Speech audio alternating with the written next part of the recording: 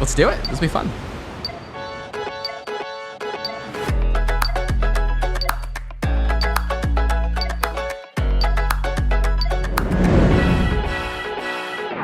Hey there, welcome to the show.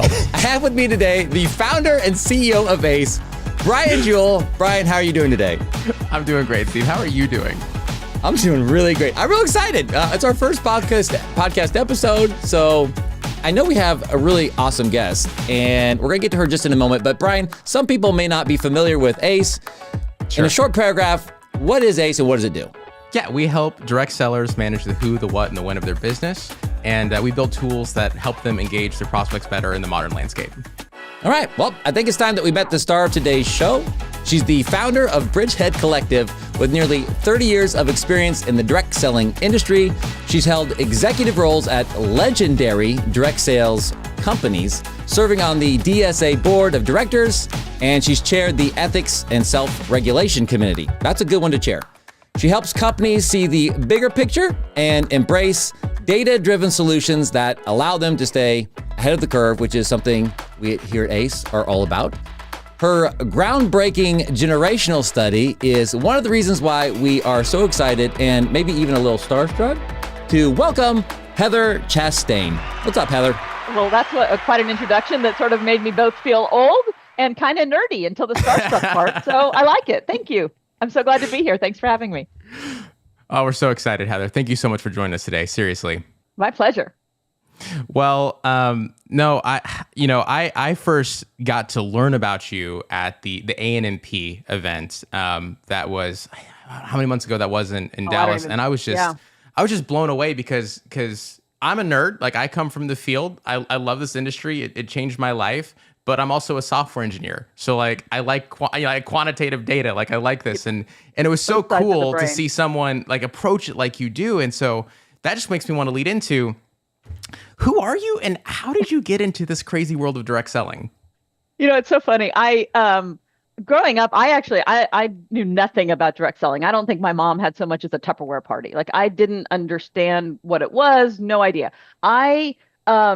I wanted to make stuff, and I got a job. I sort of worked while I went to college. That's a whole other TED Talk, as they say. But I got a job as the production manager on the lipstick manufacturing line. So I was in manufacturing and operations. Nice. So I was running the plant and the operation side of things. Happened to be for a direct selling company. Didn't actually know that when I took the job. Just thought somebody had hired me to make stuff. It's what I wanted to do. So we go off. I've been there maybe 5-6 months. We go off to the national convention, like we've all now seen 1,000 times. Sure. I was a black shirt. I had my forklift license, so my job was loading and unloading the trucks on the dock and getting everything where it's supposed to be.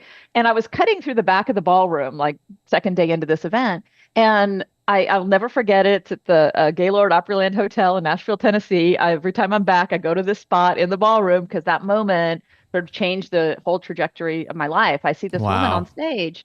She's this little bitty blonde thing. Her voice is a little shaky, and she's talking into this mic, and she says, "I never, ever believed in myself, but my leader believed in me.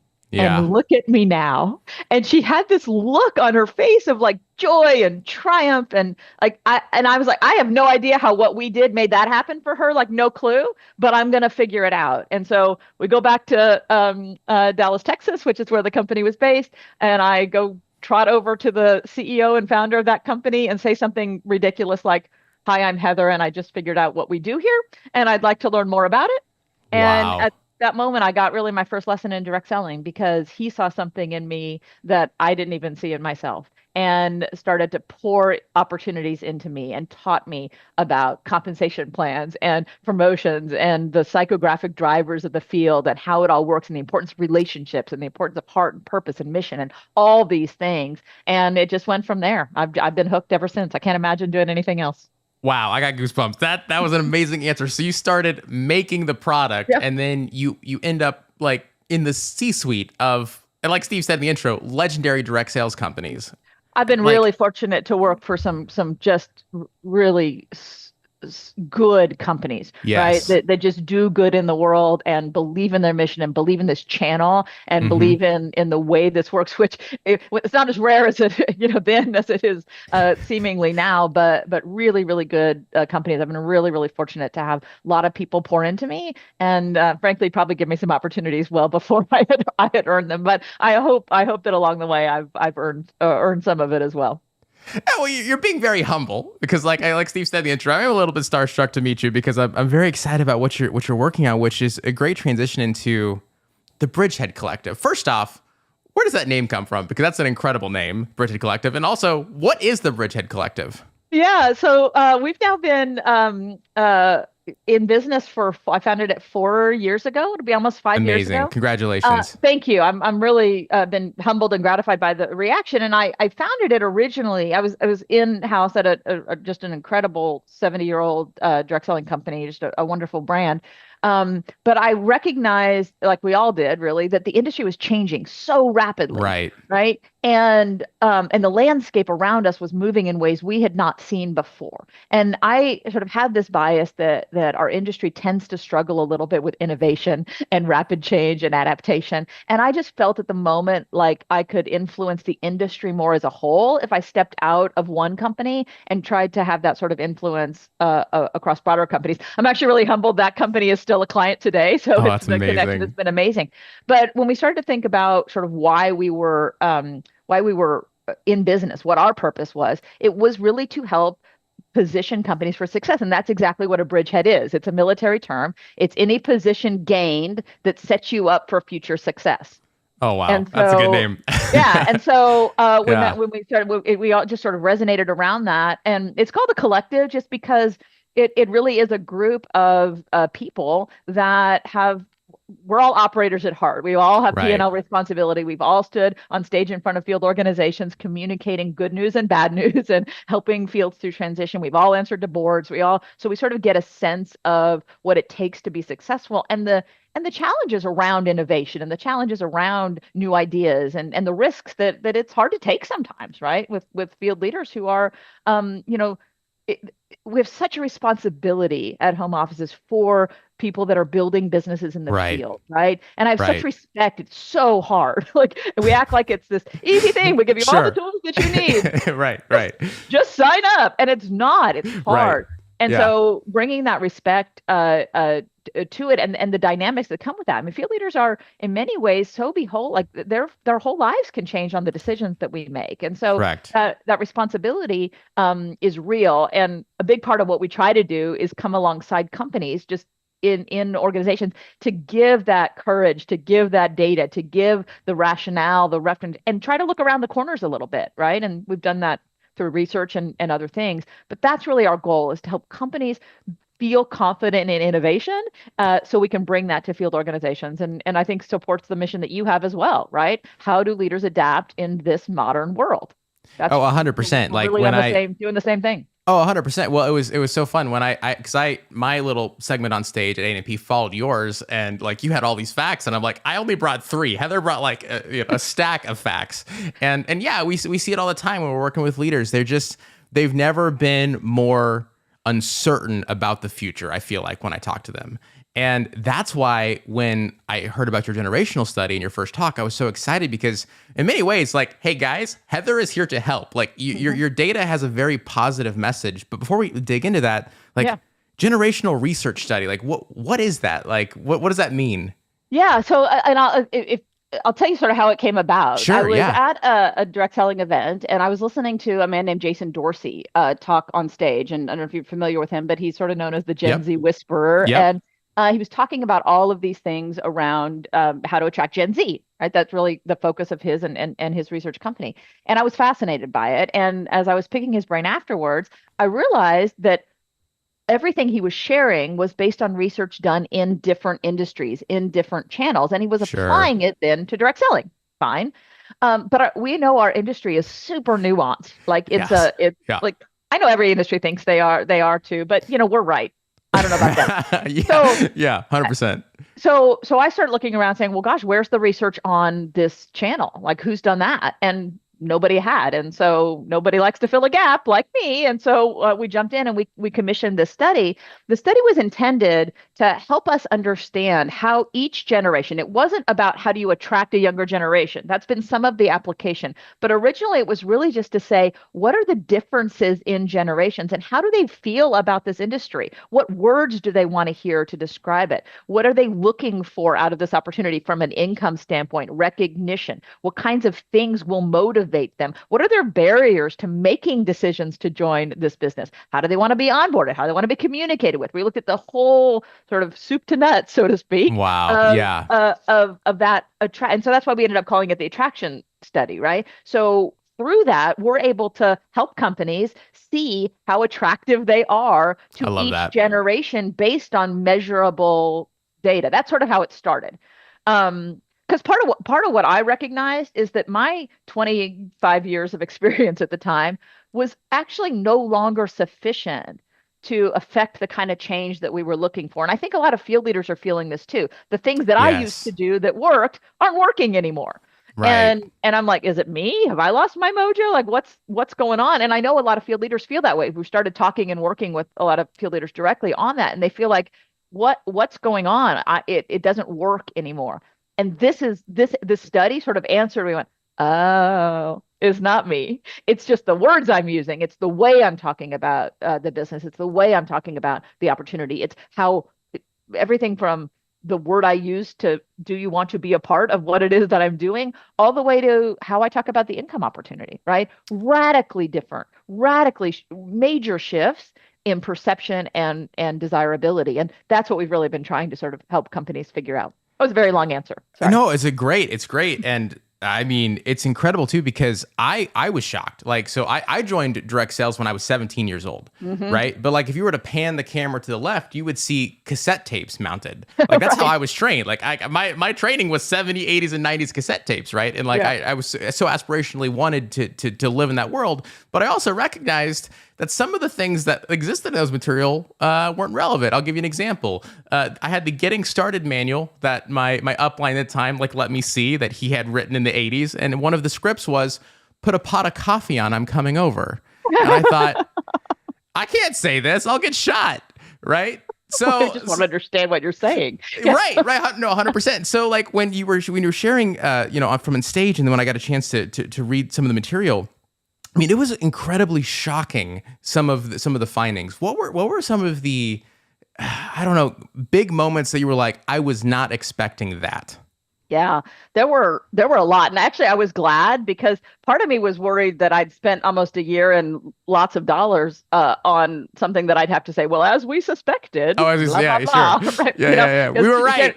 We were right. Your instincts are right. You don't need me at all. And actually, it was quite the opposite. There were lots and lots of things that I was really, really, really surprised about. I'll sort of lead with the biggest one, which is income. How much money, we asked a question around how much money would it take to make it worth it to you after 3 months in the business, right?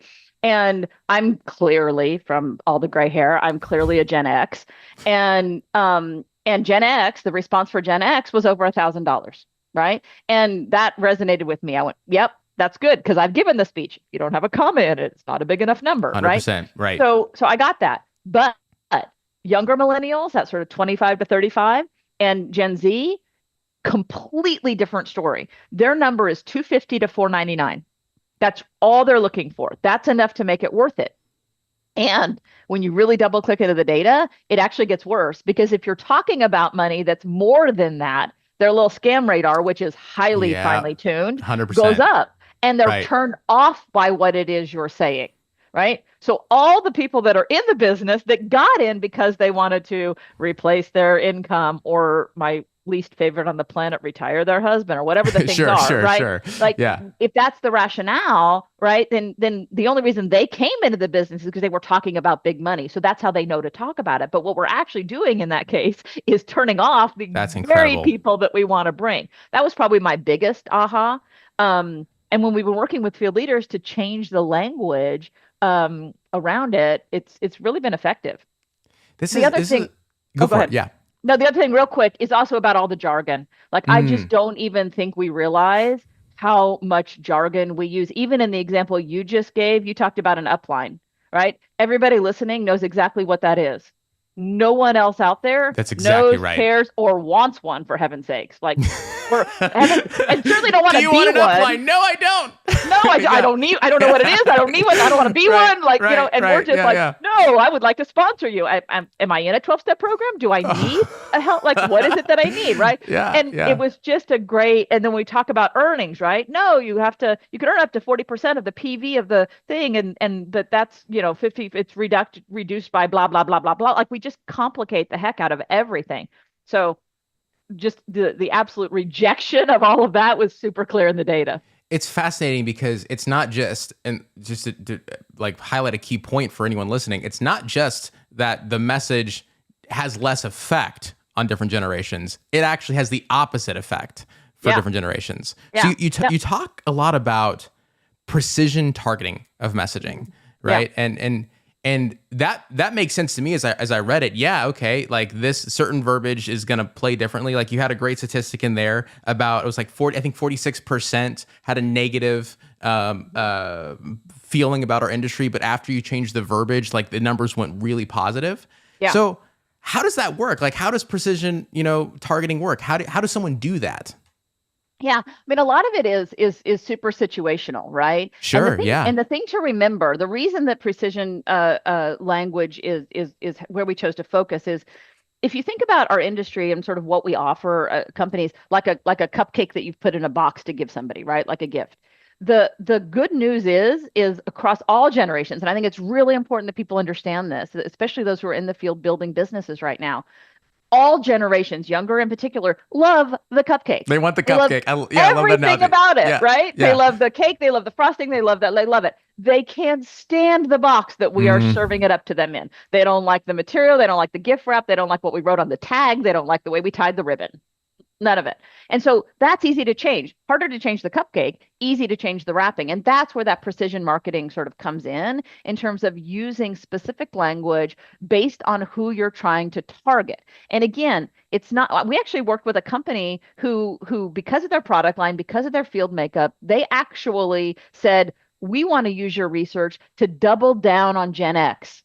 Like that is our market. Yeah. We're okay with that. Yeah. And so that's a whole different group of words. It's a whole different way of language of languaging and talking about it, right? And so that's part of it, is getting really clear on who it is you're trying to attract, and then using the languages that the research sort of shows work best with each generation. There's also really good tools now, way more than to go into here, through AI that Sure. do give you the ability. And I'm not talking about like the avatar-y kind of AI that is very cool to think about and a little scary. I'm just talking about the really practical ways of getting targeting messaging and language changes across different generations. You can train AI to use words depending on the audience that you're marketing to, and then you can just put the same message in and it comes back with an updated version of it. So there's ways to do it that it doesn't feel so daunting for companies or leaders. 100%, 100%. One of the things that I was really fascinated by in your study was, how do we refer to ourselves in this industry, which kind of goes into, like outdated modes of language. Obviously, the one that scored the worst was multi-level marketing, right? Yeah. But were you surprised by the reception of other terms? I actually think it was fairly validating. I mean, we did research on two different sections with respect to terminology. One, and I've never seen an industry more creative at coming up with euphemisms for what it is that we do, right? Yeah, I mean, like we got them all. Social selling, social marketing, network marketing, blah, blah, blah, blah, blah. Every 5 years, we get a new one. All right. The good news in all that, and what I was really pleased with, was actually how high just the plain direct selling scored. I love really that. Across all generations, it scored pretty high. So that was really affirmation, and we're recommending to companies that's really what you should refer to yourself as. When you start to get into other things, assuming that's your business model, right? When you start to get into other ways of referring to it, like we're affiliate marketing, we're digital, like it what it does is it actually confuses the water, because there's a generally accepted understanding of what affiliate marketing is, and that isn't really what we do, generally speaking. I'm not talking for every company, but generally speaking, that's not. We're trying to call ourselves that because we think it's going to be more appealing, but then it just creates another gap of expectations that are missed, and that furthers our challenge. So on that piece, we're really leaning into direct selling. It's We a great also term. did a lot of study around sort of what they want to be called themselves, right? Because again, we got all kinds of we got all kinds of stuff in our industry about advocates and ambassadors and distributors and consultants and you know the name. And so that was really interesting too. The younger generations in particular are focused on anything that recognizes their independence and their entrepreneurship. So really they think of themselves as entrepreneurs and want this opportunity to be that for them, is to fulfill that piece of being an entrepreneur. They want to be referred to as business owners. They like that idea, that autonomy. Love Less that. attractive actually are a lot of things that industries have pivoted to, So that was really interesting as well. That's fascinating. So like we hear a lot because again, we tend to focus on top of funnel. So we're doing a lot Sure. of stuff like, we have a lot of quote unquote influencers who are using us as a link in bio. We have a, tip of the spear where we're seeing a lot of people deploy our verbiage and page builder.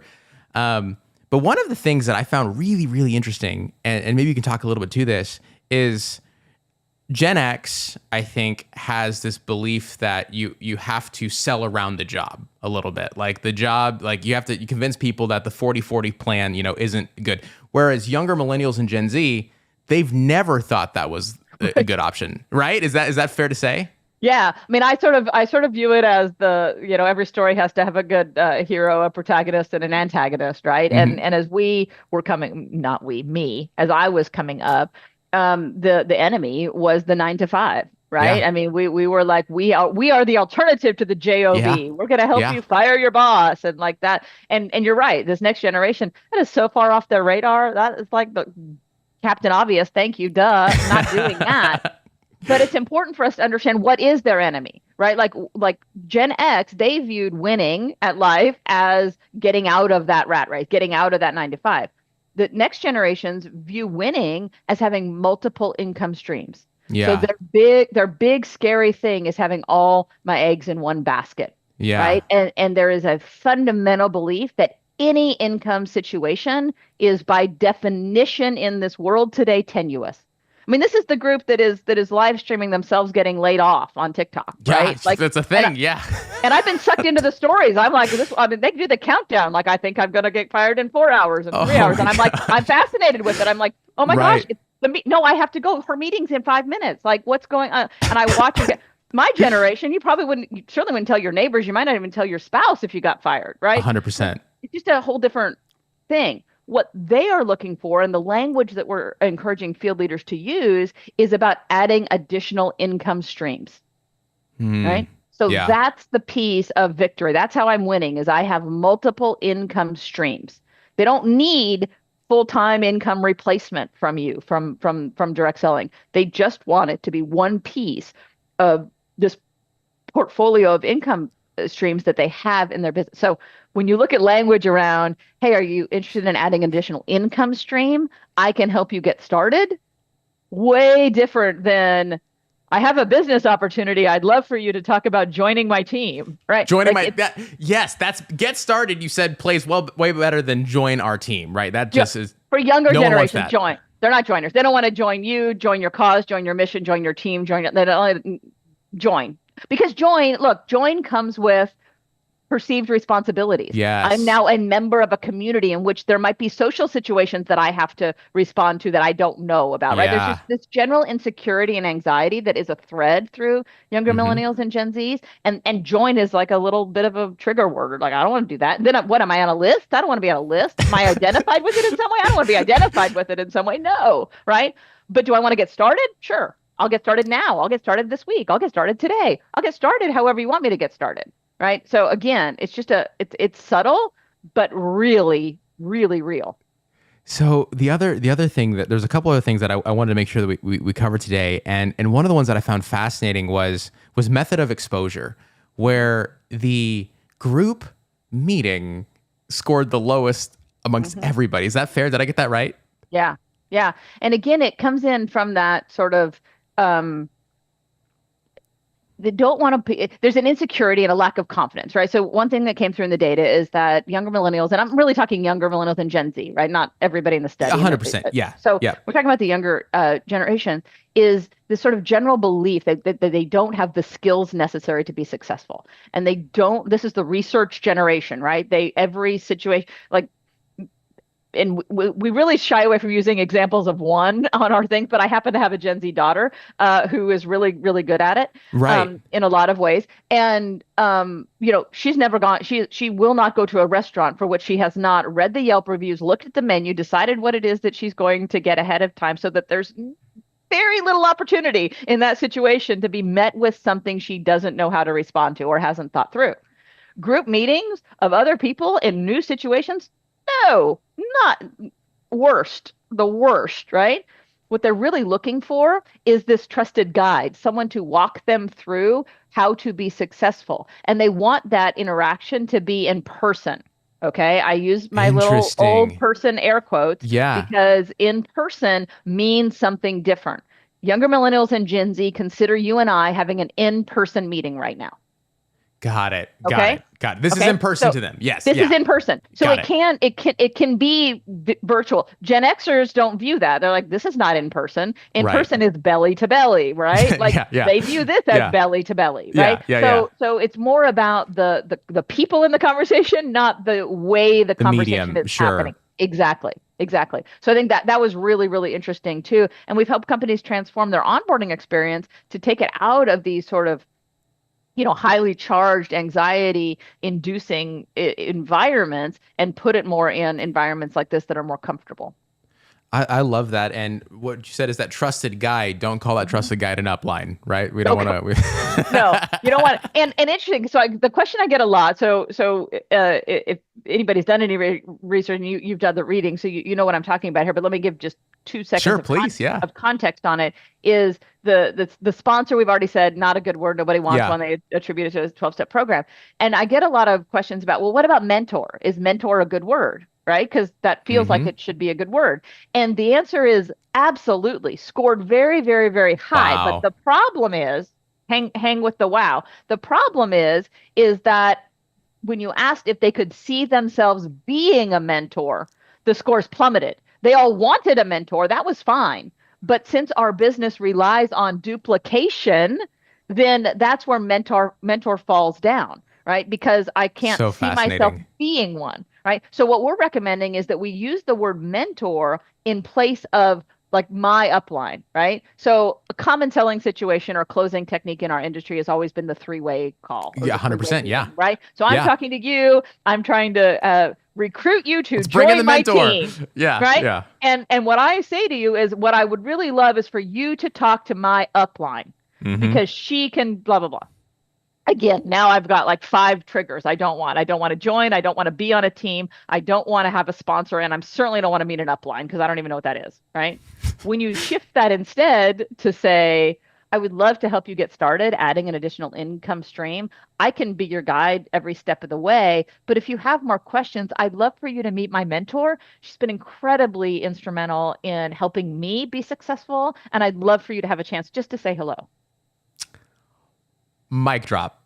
Radically different, right? It even feels different to you, right? It just feels safer. It feels more comfortable. It feels more natural. It feels more like, okay, I might want to do that. And right? accurate, more accurate. Because that's the relationship. That is the relationship. 100%, or at least it should be. Okay. Exactly. Wow. Exactly. The other last thing that I want to cover on the study, and I had one more question for you after that is I'd seen in a previous interview where you talked about kind of the permanence of joining something. So like Gen Z and young millennials, like if they start a business opportunity, they get really excited about it.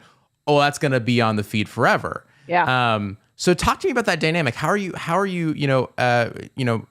talking to companies and leaders about how they should approach social media, what those first steps should be when they're onboarding a new consultant? Yeah. I mean, it really comes down to retention. I mean, the premise behind the question is this idea that 20 years ago, the stakes of starting a business and stopping it were Exactly. pretty low, right? I mean, you'd have a, depending on what business you were doing, you'd have a party in your house, you'd invite your closest friends, maybe a few people outside your circle. And ultimately, if you decided to stop doing it, someone would pass you at church someday and they would be like, "Are you still doing that? I didn't know." And you're like, "No, not anymore. It's just not exciting, interesting." Done, right? But because everything lives online and your reach for most people is way bigger, right? And Right. not at all filtered, right? So you used to be able to sort of share who it was you were doing this with and you could keep it sort of separate. But if you're going and launching your business online, then all of a sudden you're like in it, you know? Right. And this becomes a little bit challenging because you do have to launch your business online to be successful. You do have to have that. We certainly are encouraging companies to or leaders to, and this also speaks to another element of the research, which is they don't want to combine personal and business, right, at all, which is very different. So we're suggesting starting different channels, working on bifurcating the message a little bit. But also the real way to solve this is to get that roadmap for success and keep expectations low, right? So if what it's going to feel like to be successful to me is that I make a couple of extra $100 to supplement my income, and I'm representing a product that I like, and I'm just saying, "Hey, I love this product, try it," and I'm not going on and on about it's a whole new business opportunity, la la la la la, all that. Then it becomes, "Oh yeah, I don't use that product anymore. Or I'm not talking about that product anymore, and it's not that big of a deal." And I don't feel as much like I've failed when I'm coming in with the expectation that I could earn a little bit to supplement my income versus we're going to get you on a fast track to be a leader by 3 months. And then we're going to get you in the car program. And then you're going to earn this trip and go and talk about how you're setting this goal and your why is that you want to go to the Bahamas. Well, now I put all this out there, and heaven's sakes, if I'm not going to do it, and we know most people coming into the business don't achieve those goals, at least not in their 100%. first year, right? So, so again, it's about us framing it in a way that gets them a safe thing to put out there that feels like it's achievable. They've not set these big sort of things out there that they're going to feel embarrassed that they didn't hit, because then what'll happen is they just shut down and go silent, and then they're gone on you 100%. because they're embarrassed. So. That's incredible, and one of the things that I just comes through as I listen to you talk, and as that I read your what you've written is like, this is a good time to be a direct seller, right? There's a lot of opportunity here. We just have to approach it differently, and under the lens of looking at things that may have used to work really well, Yeah. and maybe not working right now. You can get this overarching sense of, oh no, the channel is dying, it's not working anymore. But that's really not the case. And so I would love, as we kind of bring this in for a landing, is to say we have a lot of people right now who will be watching this who maybe are feeling a little uncertain about the channel. What would you say to them? How do you view the current landscape? Yeah, I'll say two things on it, and one is definitely a message of hope, and the other is a little bit of tempering that with reality, because that. Yeah. we are going to have to shift how we view the way businesses are built. Okay, so do I think that there's a future for the channel? Absolutely, 100% I do. Yeah. Reference the cupcake, right? 100%. However, the biggest threat that I see in the research and the data is actually how these next generations view team building and leadership. Okay.